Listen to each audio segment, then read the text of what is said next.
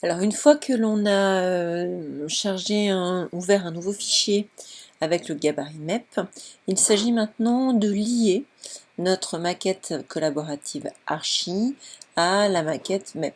Pour cela, assez simple, il suffit d'aller dans le menu déroulant qui s'appelle Insérer, de cliquer sur lier Revit et on va venir chercher la maquette qui nous intéresse, qui se trouve bien entendu sur le répertoire architecte dans votre affaire. Cette maquette archi, et bien entendu, il ne faut pas venir la déplacer par la suite, sinon le lien entre les deux maquettes, entre les deux fichiers seront supprimés.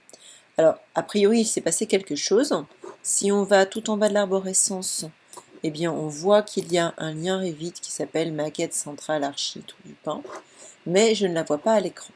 Je ne la vois pas à l'écran tout simplement parce qu'elle est un petit peu plus loin, donc il faut que je m'écarte un peu.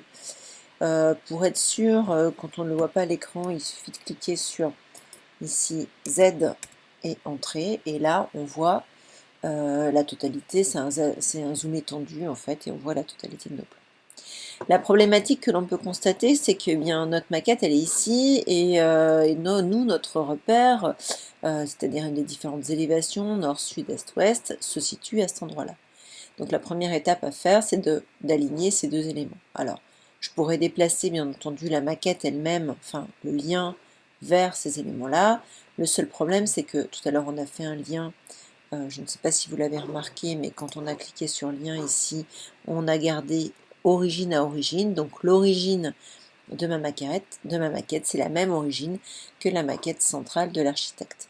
Donc si par hasard, par la suite, j'ai besoin de nouveau d'insérer cette maquette, de la décharger ou de la recharger, si je la modifie, si je modifie l'origine, eh bien je risque d'avoir quelques soucis de calage. Donc il est plus prudent de prendre ces éléments-là, c'est-à-dire les différentes élévations, et de les déplacer simplement avec l'onglet déplacer. Donc je viens les placer brutalement autour de mon bâtiment. Voilà. Alors ce que l'on peut constater, c'est que déjà, quand je sélectionne cet élément, il y a un cadre bleu qui apparaît.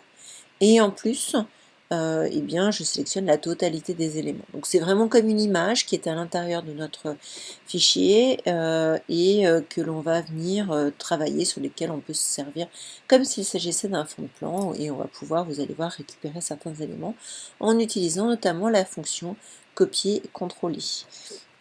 Pour l'instant, c'est une seule et même entité, hein. Les éléments ne sont pas séparés, ni les fenêtres, ni les lits, ni les murs, c'est vraiment comme une image. Alors maintenant que j'ai positionné correctement mes éléments d'élévation, il suffit par exemple ici de venir cliquer sur cet élément-là pour voir effectivement mon plan qui est là. Voilà, alors après on pourrait être amené effectivement à recaler les niveaux, hein, qui ne sont pas tout à fait calés, mais ça on y reviendra quand on va faire le copier-coller.